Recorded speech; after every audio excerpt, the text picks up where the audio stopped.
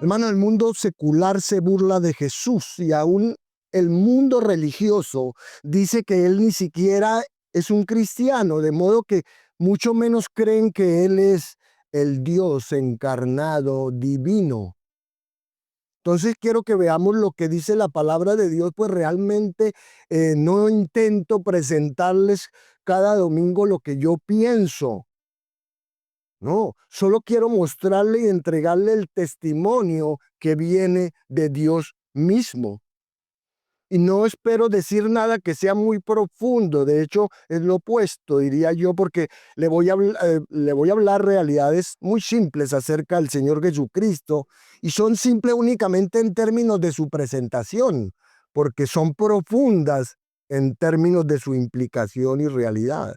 Pues la historia antigua todavía necesita ser reiterada, porque hay un mundo que está allá afuera que realmente no entiende quién es Jesucristo. Y la razón por la que no entienden es esto, es porque son ignorantes de manera deliberada.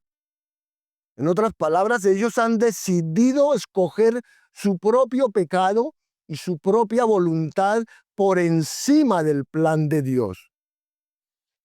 Y hasta este momento, Juan nos ha presentado al Señor Jesús como el Dios hombre, y a partir de su bautismo nos presenta el ministerio de Jesús, por lo que Juan ha comenzado a contar cómo es que Jesús estaba reclutando seguidores para después iniciar el relato de ciertos acontecimientos sorprendentes. Entonces, por favor, acompáñenme en sus Biblias al Evangelio de Juan capítulo 2 en esta mañana para que leamos los versos 1 al 11.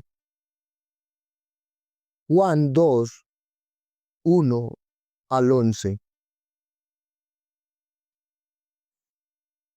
Dice la palabra de Dios: al tercer día se hicieron unas bodas en Caná de Galilea, y estaba allí la madre de Jesús. Y fueron también invitados a las bodas Jesús y sus discípulos. Y faltando el vino, la madre de Jesús le dijo: no tienen vino. Jesús le dijo: ¿qué tienes conmigo, mujer? Aún no ha venido mi hora. Su madre dijo a los que servían: haced todo lo que os dijere. Y estaban allí 6 tinajas de piedra para agua, conforme al rito de la purificación de los judíos, en cada una de las cuales cabían 2 o 3 cántaros. Jesús les dijo: llenad estas tinajas de agua, y las llenaron hasta arriba. Entonces les dijo: sacad ahora y llevadlo al maestresala. Y se lo llevaron. Cuando el maestresala probó el agua hecha vino, sin saber él de dónde era, aunque lo sabían los sirvientes que habían sacado el agua, llamó al esposo y le dijo: todo hombre sirve primero el buen vino, y cuando ya han bebido mucho, entonces el inferior. Mas tú has reservado el buen vino hasta ahora. Este principio de señales hizo Jesús en Caná de Galilea y manifestó su gloria, y sus discípulos creyeron en él. Mis amados hermanos, a partir de la caída, los pecadores rebeldes siempre han buscado autonomía de Dios, rechazándole y poniéndose a sí mismos en el centro del universo. Por eso, en el corazón de la mayoría de los sistemas de creencias humanistas, existe la creencia errónea y racionalista de que las personas, comenzando solo a partir de ellas, pueden construir una cosmovisión adecuada o correcta de la vida. En consecuencia, si el hombre moderno ha de creer en algún Dios, en consecuencia de ello, si el hombre moderno ha de creer en algún Dios, es uno en el que él mismo ha creado. Como alguien observó socarronamente, o sea, con burla encubierta, Dios creó al hombre a su imagen y el hombre le ha devuelto el favor.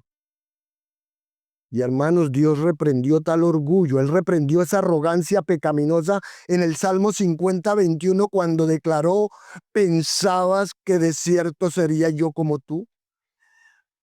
Y quizás en alguna otra parte, se ilustra más claramente la propensión pecaminosa del hombre caído por crear a su propio Dios, que en esa llamada búsqueda del Jesús histórico, si usted recordará, que dominó la teología liberal del siglo XIX. Durante esta, basándose en sus presuposiciones antisobrenaturalistas, los críticos creían que el Jesús real debía haber sido una persona común y corriente, sin nada sobrenatural o divino en él.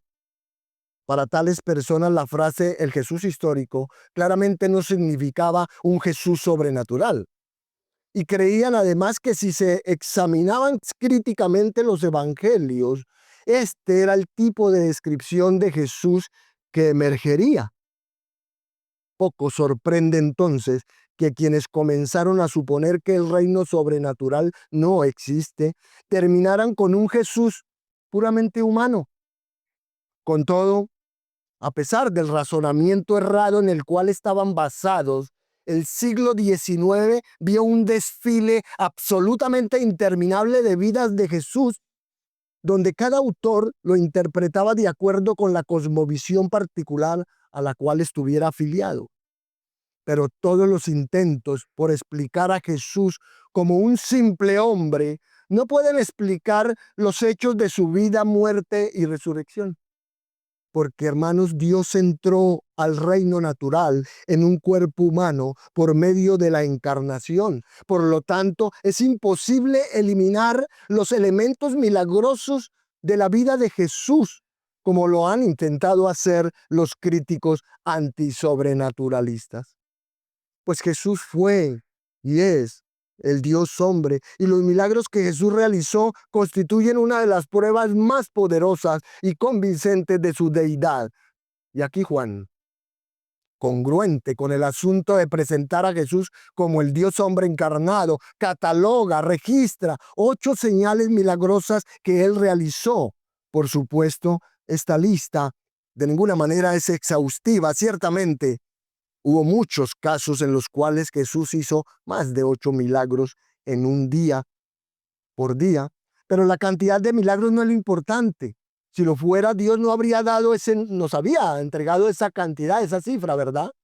Pero la calidad de cada milagro, como un hecho sobrenatural, sí prueba quién es Jesús.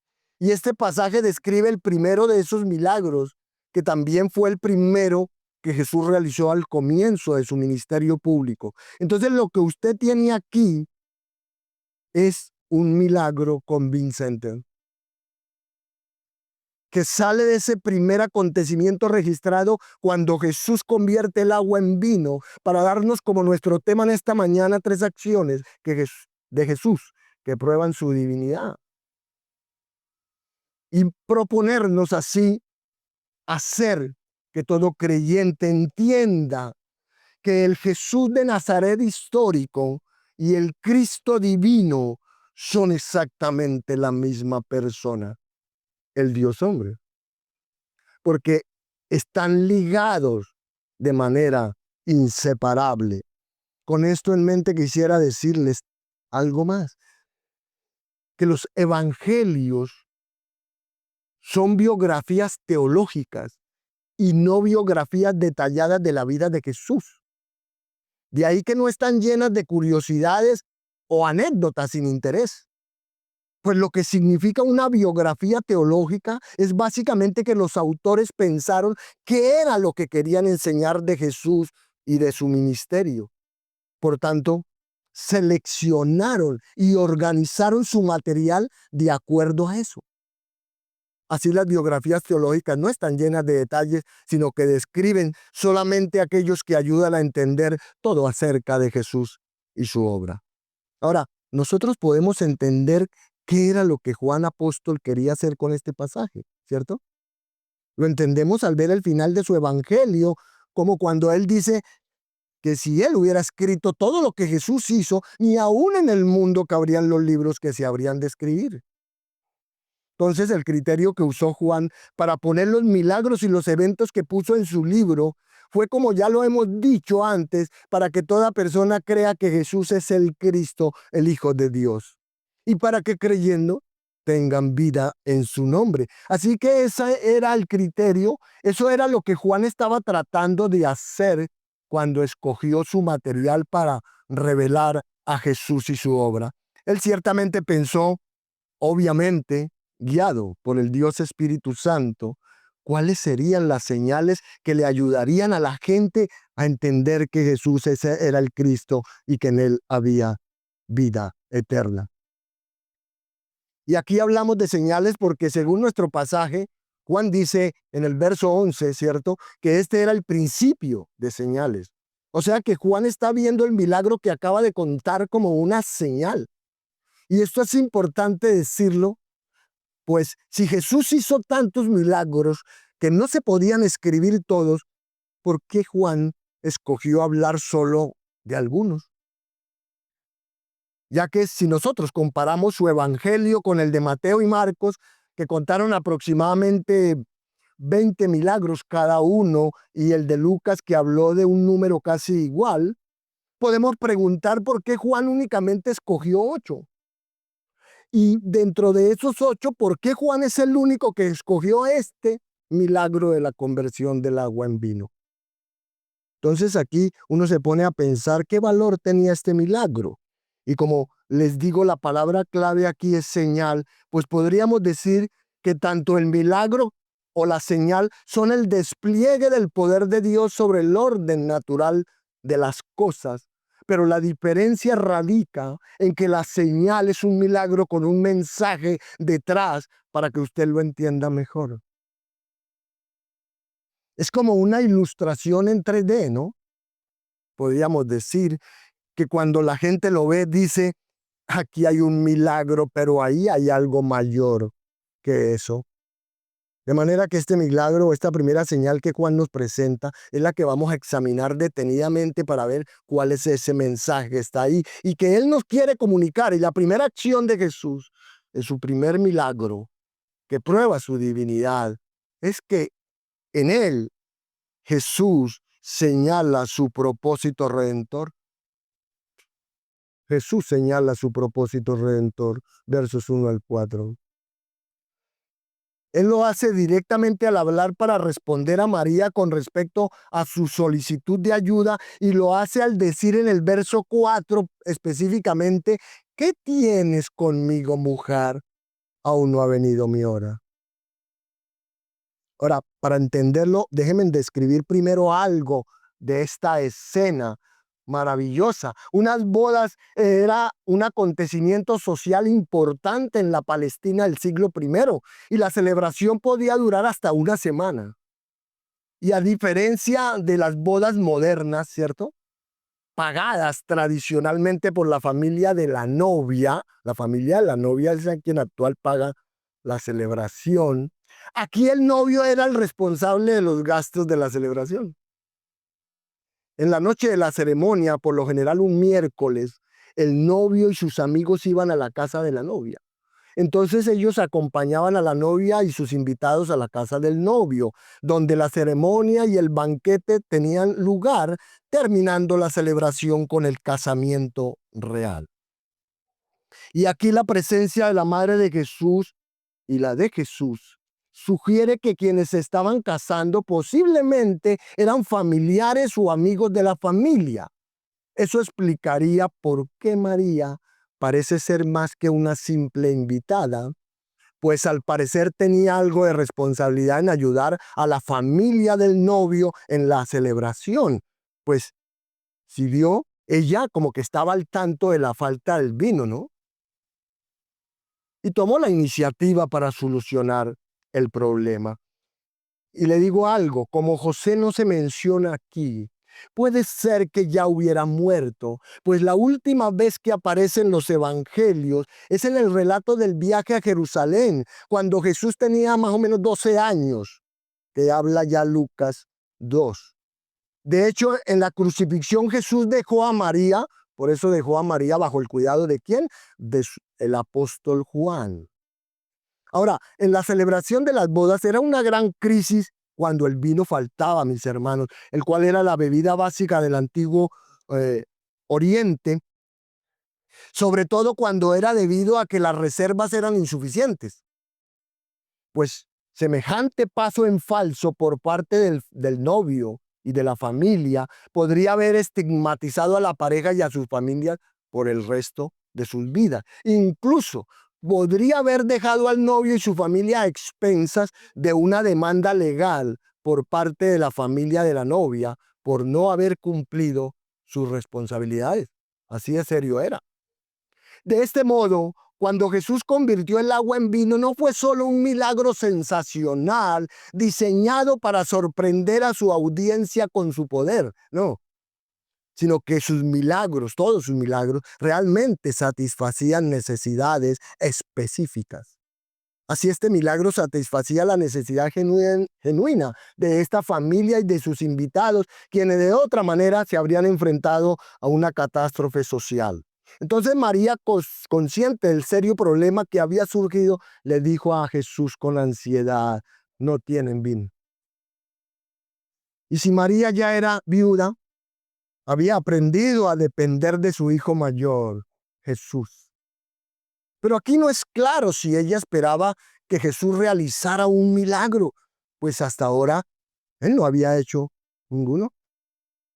Aún así, María sabía mejor que nadie quién era Jesús, ¿cierto? Ella era plenamente consciente de su nacimiento virginal milagroso y de las cosas sorprendentes que el ángel Gabriel había dicho de él, así como de lo que dijeron e hicieron los pastores Simeón y Ana.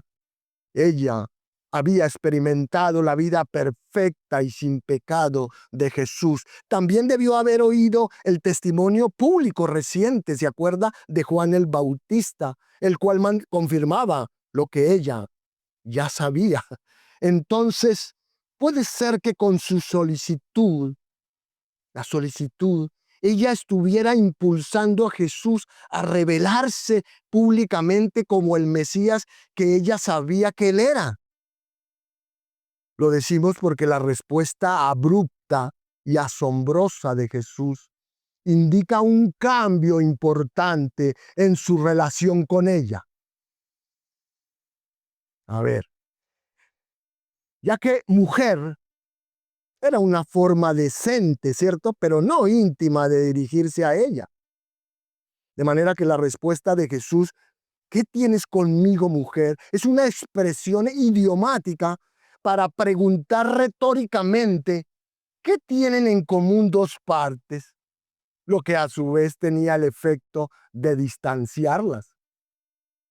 Así, la declaración junto con la manera en que Jesús se dirige a María tan formalmente como mujer en lugar de madre, le deja saber formalmente a ella que su relación común hasta ese momento ya no sería lo que había sido mientras él crecía en Nazaret. Pues su ministerio público ya había comenzado y las relaciones terrenales no determinarían ya las acciones de Jesús. En otras palabras, María ya no se relacionaría con Jesús como su hijo, sino como su Mesías, como el Hijo de Dios y como el Salvador. Y creo que es importante tener en cuenta también para explicar esta actitud del Señor, que Jesús durante su ministerio hubo un par de ocasiones en las que la gente intentó exaltar a María o colocar a su familia antes que las cosas de Dios. Y Jesús puso un par de peros, ¿verdad? Por ejemplo, en una ocasión una mujer dijo entre la multitud, bienaventurado el vientre que te trajo y los senos que mamaste. Y Jesús le dice, no, antes bienaventurados los que oyen la palabra de Dios y la guardan. En otra oportunidad, cuando María y los hermanos de Jesús lo buscaban, ¿cierto? Y fue informado por sus discípulos, él respondió, ¿quién es mi madre y quiénes son mis hermanos? Y extendiendo su mano hacia sus discípulos, dijo, he aquí mi madre y mis hermanos. Porque todo aquel que hace la voluntad de mi Padre que está en los cielos, ese es mi hermano, y mi hermana y mi madre. De modo que los que son verdaderamente bienaventurados, ¿cierto? Y los que son realmente la familia de Jesús son aquellos que oyen a Jesús, son aquellos que lo siguen y son aquellos que hacen su voluntad. Y Jesús no era que estuviera desconociendo o eludiendo su familia terrena, sino que más bien estaba enfatizando que la relación espiritual une tanto como la física y mostrándonos a la vez cuál debería ser la prioridad en nuestro andar cristiano, ¿no? ¿Cuál debe ser? Él, por encima de todo, de las relaciones, de las actividades, de todo. Ahora, en cuanto a la frase, aún no ha venido mi hora, es evidente que esto apoya la posibilidad de que María le estuviera diciendo que se revelara, que se manifestara, ¿cierto? Para después ya había alcanzado él toda la madurez de un hombre adulto, pero Jesús dejó claro algo, que él actuaría de acuerdo con los tiempos de Dios, decretados por él desde antes de la fundación del mundo, y no con los tiempos de ella o de cualquier otra persona. Así actúa el Señor, porque Él es soberano, ¿verdad? Entonces, Jesús aquí quería dejar claro que a partir de ese momento su agenda no iba a correr en función de la familia, no señor, sino que el centro de su agenda iba a ser su misión. Por tanto, ¿qué quiere decir el Señor Jesús con aún no ha venido mi hora? Bueno, este es el punto. Ese es el punto. El Señor Jesús, desde los primeros versos que Juan escribe en su libro, está diciendo en una frase muy corta de qué se trata su propósito redentor. Y la mención de esta hora a la que el Señor Jesús se refiere no es otra que la hora de su muerte y su glorificación. Mire, déjenme leerles algunos versos que se relacionan con esta hora. En Juan 4, Jesús le dice a la mujer samaritana, créeme que la hora viene cuando ni en este monte ni en Jerusalén adoraréis al Padre. En Juan 5, Jesús les dice a los judíos, no os maravilléis de esto, había sanado a un niño, porque vendrá hora cuando todos los que están en los sepulcros oirán su voz. En el capítulo 7:30 dice, entonces procuraban prenderle, pero ninguno le echó mano, porque aún no había llegado su hora. Y de manera más explícita en el capítulo 12:23, cuando se está a punto de iniciar la última semana de Jesús y preparar la Pascua, Jesús dice, ha llegado la hora para que el Hijo del Hombre sea glorificado. Como puede ver, la frase aún no ha venido mi hora trata de todo lo que sucede y de todo lo que tiene que ver con la obra del Mesías y su propósito redentor. Así que esa hora se trata de la crucifixión y muerte de Jesús, se trata de su levantamiento en resurrección y trata de su gloria, de cómo Él iba a ser entronado por el Padre. Ahora, puede ser que haya algunos que todavía piensen que Jesús es solo un buen maestro, ¿cierto? Todavía puede haber algunos que piensen que Jesús es solamente un buen líder y hasta tal vez puedan ver a Jesús como un revolucionario social y político. Pero Jesús no vino solamente a eso. Jesús vino a cambiar el mundo por completo y Él empezó por cambiar los corazones de sus seguidores para luego, en algún momento, en el clima que todavía no ha llegado, cambiar todas las cosas, haciéndolas nuevas, haciéndolas nuevas, mis hermanos. Qué maravilloso es eso.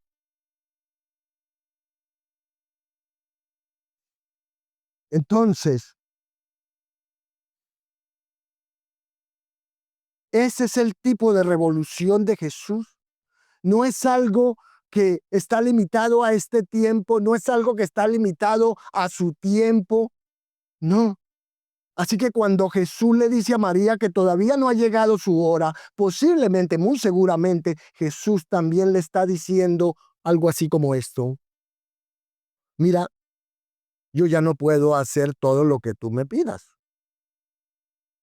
Entonces no trates de influir en mí, porque todo lo que yo voy a hacer de aquí en adelante se trata de llevar a cabo este ministerio y llegar a la cruz para morir en lugar de pecadores, resucitar de entre los muertos y ser glorificado por mi Padre. Entonces aquí no debemos malentender a Jesús o interpretar este reproche de Jesús para con María como una falta de respeto o de consideración hacia ella. Pues aunque no sabemos bien todo lo que Jesús dijo en ese momento o cómo lo dijo, lo cierto es que Jesús no le estaba diciendo que no, simplemente le mostró el cambio que se vendría a partir de allí. Y María, sin inmutarse por la reprensión suave y consciente de que él no se estaba negando a su solicitud, eh, dijo a los que le servían: haced todo lo que os dijere. De manera que la participación de Jesús en la celebración revela que su ministerio es bien diferente al de Juan el Bautista, ¿cierto? Su precursor, porque en lugar de ser esa voz en el desierto, Jesús tenía la tarea más difícil, más complicada. Él tenía la tarea de mezclarse, involucrarse socialmente con las personas y ministrarlas en sus actividades diarias. Lo que nos lleva a esa segunda acción de Jesús que prueba su divinidad, y es que en su primer milagro Jesús da a conocer su poder transformador.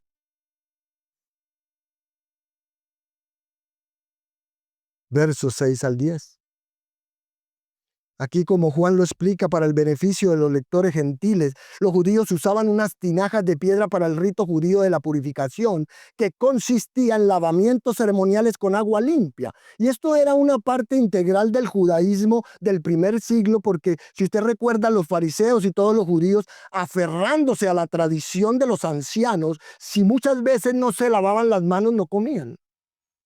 Y cuando volvían de la plaza, si no se lavaban, no comían. Y otras muchas cosas tenían en cuenta para guardar, como los lavamientos de los vasos de beber y de los jarros y de los utensilios de metal y de los lechos.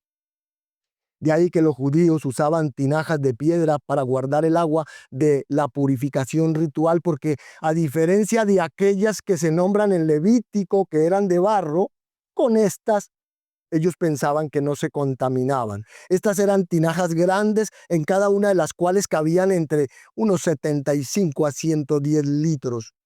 Y esa gran cantidad de agua no se necesitaba solo para atender a los invitados, sino también se necesitaba para lavar los utensilios en que se preparaba y se servía la comida. Y así como María lo había previsto, Jesús le respondió ordenándole a los sirvientes que llenaran estas tinajas de agua, quienes en respuesta las llenaron hasta arriba. Tal vez las vaciaron y las volvieron a llenar. De todas maneras, fueron llenas hasta arriba. Luego lo que siguió efectivamente fue que un milagro de transformación. Después de haber llenado las vasijas, Jesús instruyó a los siervos a sacar un poco y llevar el vino creado instantáneamente al maestresala, quien en esa oportunidad no era el siervo principal como se acostumbraba, sino al parecer un invitado elegido para presidir el banquete. Y con seguridad, aquí se trataba del mejor vino jamás probado, ya que este vino no provenía del proceso normal de fermentación de uvas, viñas, tierra y sol, sino que era el vino que el Señor creó de la nada. De manera que esta era una verdadera evidencia de que el Señor Jesús es el creador de todas las cosas. Entonces, lo que estamos viendo es el cambio que ocurrió. Estamos viendo la transformación del agua en vino. Pero, ¿en qué momento se convirtió el agua en vino? Bueno, Juan no lo dice. Juan no dice en qué momento hubo esa transformación. Pero escuche esto. Esa es en realidad la primera transformación que aquí aparece y es la obvia de acuerdo a la historia. Obviamente el agua cambió en vino y eso es importante porque Jesús no usó un proceso evolutivo acelerado. Jesús no usó aquí jugo de uva y luego aceleró la fermentación. No, señor. ¿Saben lo que sucedió? Fue en un momento, sin tener una sola uva en la mano, Jesús cambió la naturaleza del agua a vino. Jesús cambió su esencia, cambió todos sus componentes químicos. Y alguien preguntará cómo Jesús hizo eso. Todavía hay algunos que preguntan. Bueno, permítame recordarle que en Juan 1 dice que este es Jesús es Dios y que Jesús es el creador por el cual todas las cosas fueron hechas. Así que es fácil para el creador aquí encarnado decir o ordenar que el agua se convierta en vino. Entonces este es el primer cambio que nosotros vemos. Y decimos el primer cambio, pues ¿a qué apunta eso? Bueno, con esto Jesús estaba declarando, Jesús estaba manifestando o estaba señalando que él tenía el poder de cambiar la naturaleza de las cosas, lo que trajo algo de esperanza para los de aquella época que estaban con Jesús. Pero más allá de eso, este milagro nos da a nosotros una chispa de esperanza de lo que va a suceder más adelante. Ahora, ellos tenían este rito de purificación porque pensaban que toda contaminación venía a ellos de afuera, ¿verdad? Pero Jesús dice que nada de afuera contamina al hombre, que el hombre se contamina con lo que sale de adentro de su corazón. De manera que Jesús, al cambiar la esencia del agua y transformarla en vino, con eso pensamos que Jesús está apuntando hacia un cambio en el interior del hombre, algo que el simple rito de purificación no podía lograr. Ahora, ¿por qué sugiero esto? Lo sugiero porque ese es un tema importante para Juan. Sobre todo justo aquí cuando observamos que en el siguiente capítulo de Juan, el 3, él habla de Nicodemo, un hombre religioso al que el Señor Jesús le dijo que debía, ¿qué?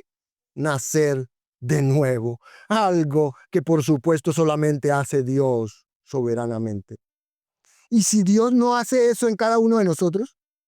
Nosotros no vamos a poder hacerlo por más que tratemos de limpiarnos de cosas meramente externas.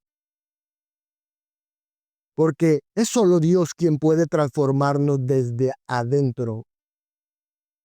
Y esto es importante, pues si hay alguien aquí que nos visita hoy y es su primer encuentro con el Evangelio, puede ser con el verdadero Evangelio, debe entender que el cristianismo se trata de que a usted lo haga nuevo. De eso se trata el cristianismo, que a usted lo hagan nuevo. Se trata de que a usted lo transformen para que pueda ser parte del reino de Dios. Así que Jesús está diciéndoles con este milagro, y no solamente aquí, sino en el resto de este evangelio, que Él tiene el poder y la capacidad de transformar el corazón humano, que es realmente en donde está el problema. El problema está en el corazón humano. Pero no solamente es eso, hay otra cosa, hay otro cambio que aquí se sugiere y es el cambio en la adoración. Vamos a tener muchos cambios acá. Es el cambio en la adoración. Mire, Jesús también está apuntando con este milagro hacia Él mismo está apuntando Jesús. Aunque la adoración en este pasaje no aparece explícitamente, Juan está usando esta señal para darnos un adelanto de lo que él va a desarrollar en el resto del libro, de su libro. Y en el capítulo 4, cuando Jesús está hablando con la mujer samaritana acerca de la verdadera adoración, Jesús le dice que ya no se trata de templos, que ya no se trata de rituales, que ya no se trata de ceremonias, sino que ahora se trata de Él. Y eso, por supuesto, debe revolucionar completamente nuestra manera de adorar a Dios. Jesús está diciendo que la adoración verdadera es mucho más que todas esas cosas. Porque ahora se trata de Él, porque todo eso del templo, de los rituales, los sacrificios, lo que hacían era apuntar a Él. Y entonces, como Él ya había llegado, ya no eran necesarios. Ahora, aquí no estamos sugiriendo que en esta señal esté todo eso ahí tan clarísimo, sino que hay que seguir leyendo Juan, hermanos, porque todo está allí implícito, pues ahí está el poder transformador de Jesús para cambiar la naturaleza de las cosas. Está el poder transformador de Jesús para cambiar el corazón humano. Está el poder transformador de Jesús para cambiar nuestra adoración. Y está el poder transformador de Jesús para cambiar la carencia, la necesidad, con provisión en abundancia. Ahora, esto no se queda ahí todavía. Aquí también podemos asumir que este milagro apunta a un cambio de relación. Esto apunta a que Jesús vino a hacer un cambio de relación con Dios. Pero ¿dónde está eso en el pasaje? Mire, algo interesante es que Juan empieza su evangelio con un milagro de vino y prácticamente todos los evangelios terminan con Jesús y el vino. ¿Durante cuándo? Cuando la última noche, ¿verdad? Cuando él instituyó allá con sus discípulos la Santa Cena. Específicamente al tomar y darles una copa de vino, él les dijo, esto es mi sangre del nuevo pacto que es derramada por muchos. Entonces Jesús ahí está hablando claramente de una nueva forma de relacionarnos en la que él y nosotros pudiéramos estar juntos por siempre. ¿Y qué mejor imagen para eso que una boda? ¿Cierto? ¿Qué mejor imagen para eso que una boda? Pues así es como también termina su último libro, el Apocalipsis. En los dos últimos capítulos termina con una boda. Y a lo que él quiere apuntar con esa boda es que hay un día en el que figurativamente la iglesia se va a casar con Jesús, siendo esta la forma para hablar de compromiso, de pacto y de unión con nuestro Señor. Y puede ser que alguien hoy venga porque en este día porque su matrimonio está muy mal, ¿cierto? Puede ser. Y necesita un salvador de su matrimonio.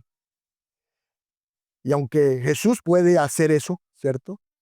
Según los evangelios hay una boda más importante de la que usted debe ser parte.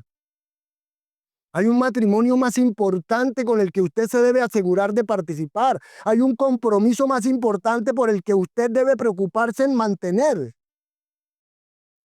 Algunos dirán, es que el problema es la esposa, la iglesia. Y Jesús dice, aunque el problema está en usted, yo tengo el poder para cambiar su corazón. Yo tengo la capacidad para cambiar su adoración. Yo tengo el poder para cambiar su relación conmigo, aquí ahora y para la eternidad.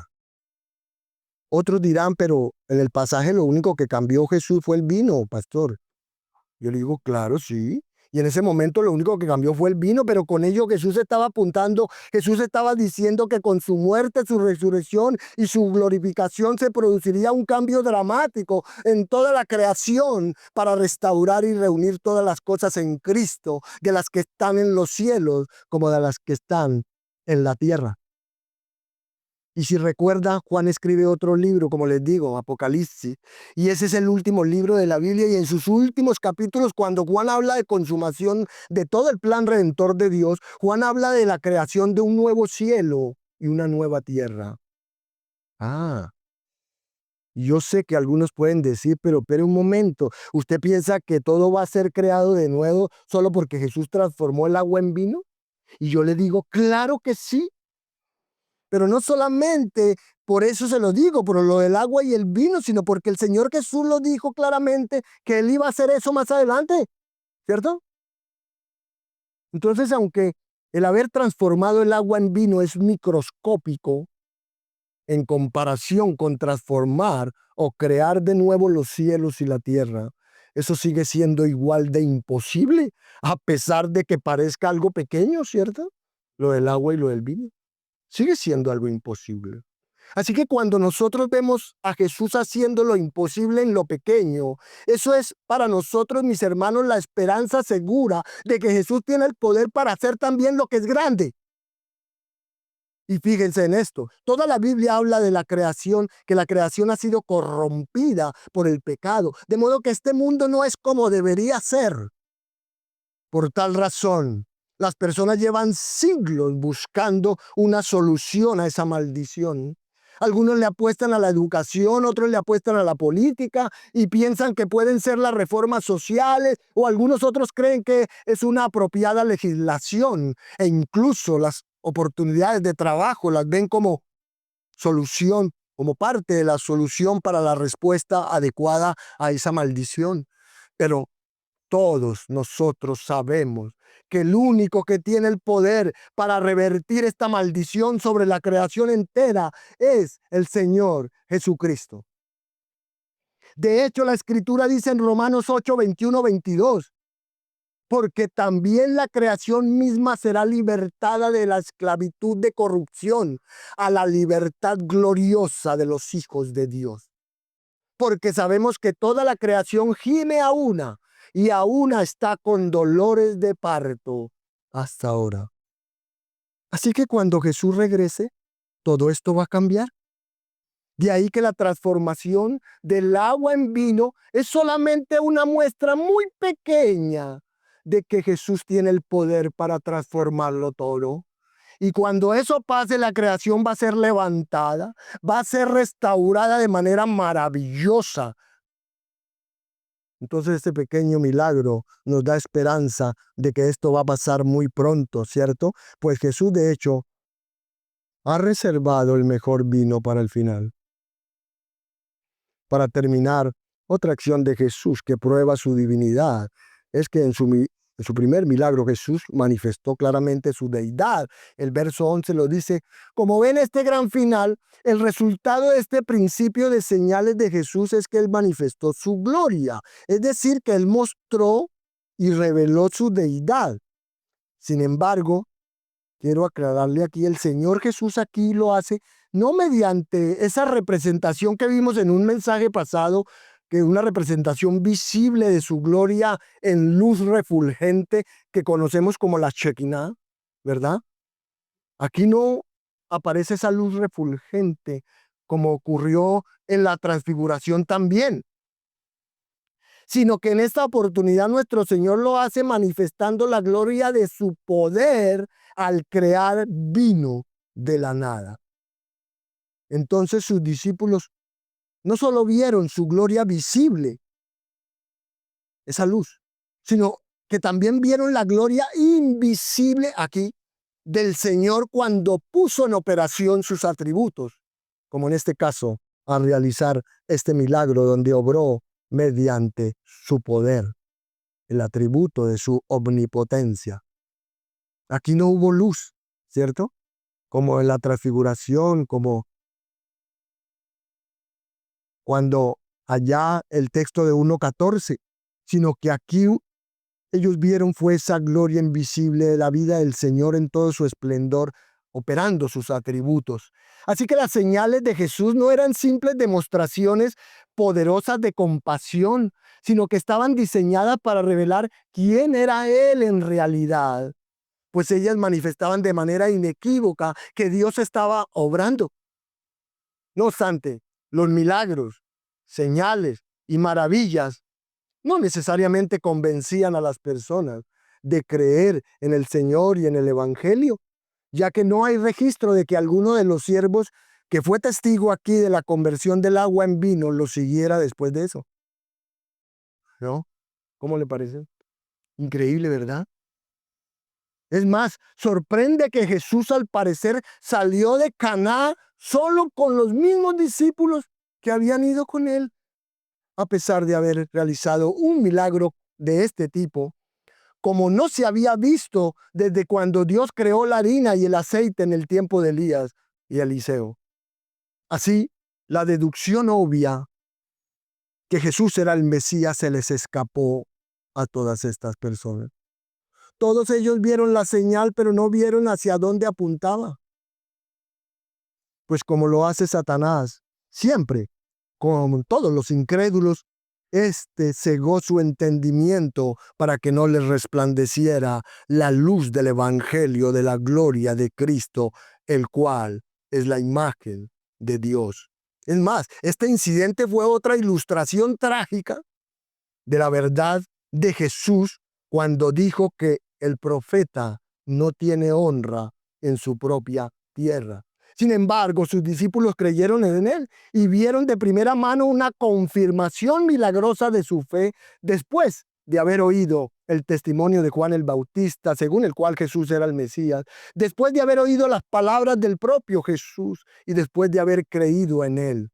Y muchas otras personas llegarían a creer cuando leyeran el Evangelio de Juan como él lo hizo. De hecho, hay algunos aquí también han creído, ¿no? Amén. Ah, yo pensé que no. Tal vez todos que dan evidencia de su transformación Pero también puede haber alguien que diga, ¿cierto? No falta. Yo no veo ningún cambio en mi vida, pastor, y tengo 10 años en el evangelio. Bueno, a esa persona yo le digo, puede ser que realmente usted no haya creído verdaderamente. No ha creído verdaderamente. Puede ser también que usted haya malentendido lo que la Biblia define como un cambio. Pues aunque es un volverse completamente a Dios, la Biblia no promete que el convertido va a ser totalmente perfeccionado al instante. Y si eso es lo que usted estaba esperando, lo lamento, pero la Biblia no promete eso. ¿Sabe cuándo va a pasar ese cambio total, perfecto? ¿Cuándo? Cuando nuestro Señor Jesús regrese para llevarnos. Por ahora, el cambio que debía haber ocurrido ya se efectuó, lo que era necesario lograr ya se logró, y lo que ahora estamos esperando es la consumación de todo. Mis hermanos, el día en el que el Señor Jesús fue puesto en una cruz y fue sepultado, ese día fue sembrada la semilla de esperanza, y 3 días después la semilla de esperanza Jesús brotó, y la semilla ha seguido creciendo y dado cientos de miles de estos frutos aquí y en todas partes. Entonces el Señor Jesús dio estas señales para que usted vaya y diga que Él le dio un adelanto de lo que va a pasar. Así que su tarea es seguir confiando y esperando la consumación de todas las cosas. Y si hay alguien que no cree, a usted le digo que los únicos que creyeron fueron sus discípulos, los que ya habían creído, de modo que los que creen son los verdaderos seguidores de Cristo. También, cuando Jesús alimentó a miles con pan, ¿saben cuántos se convirtieron? ¿A cuánto les dio pan gratis?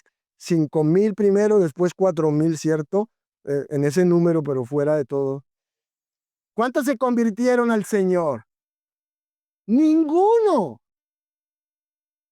De hecho, la gente que se fue cuando Él no les dio más alimento, porque lo único que estaban buscando era un proveedor de comida, no un salvador. Ellos se fueron porque Él no les siguió dando alimento. Y cuando Jesús les dice a sus otros discípulos, ustedes también quieren irse, ellos qué dijeron,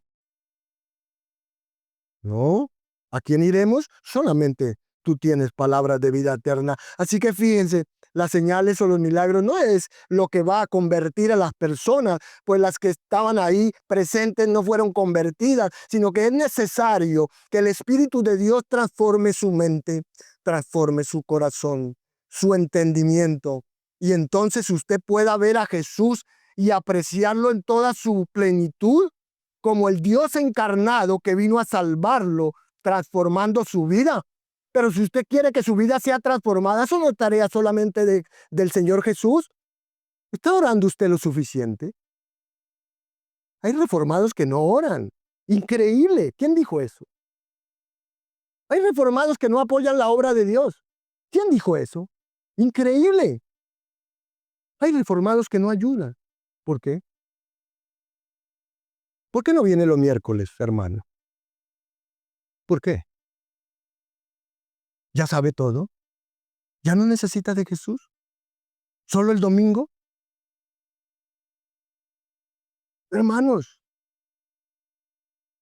tiene que haber una transformación en nuestra vida.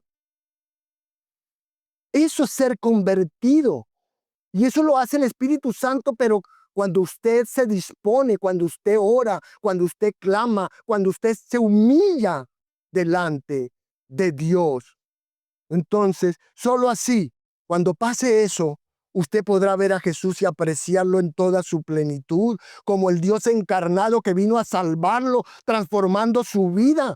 De manera que Juan inicia presentando al Jesús milagroso, porque todo acerca de él es milagroso.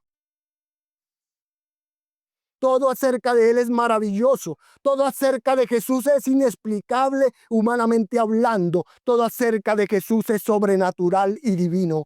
Y es importante que entendamos eso para que podamos realmente saber quién es Jesucristo y le digamos a otros. Así que hay un tema dominante que marca la vida de Jesucristo y es lo milagroso. Él siempre es el Jesús milagroso. Él es identificado como alguien que es divino, como deidad, como Dios en carne humana, mediante señales y maravillas. Y al hacer aquello que es humanamente y naturalmente imposible e inexplicable, como usted lo pudo apreciar en el pasaje de hoy. Y entonces, conforme vemos a Jesucristo, debemos ver a Dios, porque no hay otra manera de explicarlo fuera de que Él es Dios. Su vida es divina, de manera tan obvia que ninguna mente humana jamás pudo haber concebido una persona como Él. Nunca, nadie jamás pudo haber creado una persona como Él.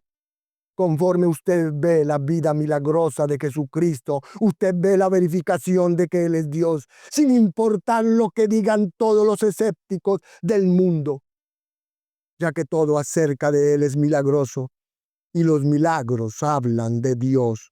Como puede ver, los milagros siempre han sido dados para certificar la revelación divina, no para convertir a nadie, sino para certificar la revelación divina. Cuando Dios habló en el Antiguo Testamento, la palabra escrita, Él la certificó con milagros. Cuando Él habla en el Nuevo Testamento, la palabra viviente del Nuevo, Él la certifica con milagros. Y en donde usted tiene milagros, usted tiene la marca de intervención divina. Y el hecho de que la Biblia literalmente está llena de milagros es el testimonio de que es la revelación de Dios mismo. Y no nos deberían sorprender los milagros si hay un Dios, ¿verdad? Entonces, Él puede intervenir en este mundo cuando Él quiera. Y el hecho de que Él lo hace debería consolarnos y no hacer que las personas sean escépticas. En otras palabras, la vida milagrosa de Jesús fue testimonio de su naturaleza divina. Digo, si Él simplemente hubiera hecho lo que la gente normal hace, no habría razón para que nosotros supiéramos que Él era divino, ¿verdad?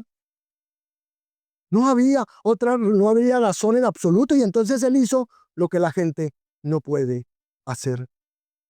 Él lo hizo.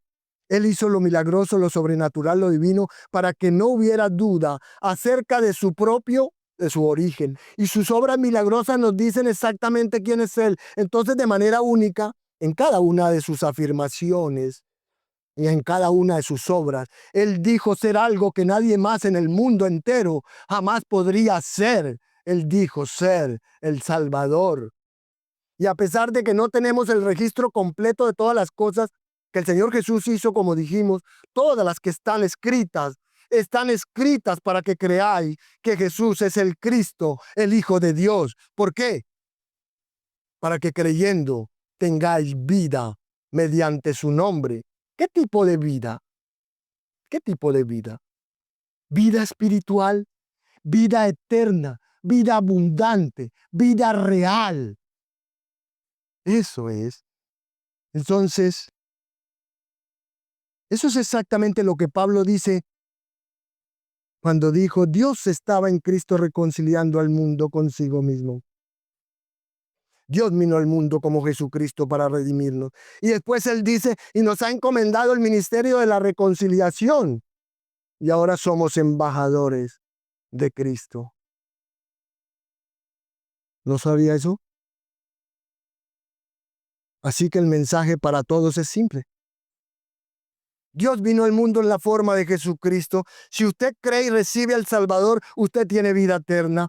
Y si usted nunca le ha entregado su vida a Jesucristo, ese es su mensaje, ese es su regalo. Pero si usted le ha entregado su vida a Cristo, para usted también hay un mensaje. Usted es llamado a ser ahora un ministro de reconciliación. Usted es llamado a salir como un embajador para Jesucristo y llamar a otros al reino, para decirle a otros que se reconcilien con Dios. Pero para hacerlo, no hay manera de explicar a Jesucristo fuera de que Él es Dios en carne humana. Y si usted se rehúsa a hacer eso, es porque usted ama su pecado y usted escoge sus tinieblas en lugar de la luz. Eso es lo que Jesús dijo. Y Él lo dijo de manera muy precisa, muy penetrante, cuando dijo, y no queréis venir a mí para que tengáis vida. De manera que conforme el Espíritu de Dios motiva su corazón, usted responda en fe. Y si usted lo ha hecho, que usted entienda su responsabilidad, hermano, de salir y predicar el mensaje de reconciliación al mundo que es dado por el Dios Jesucristo. Amén.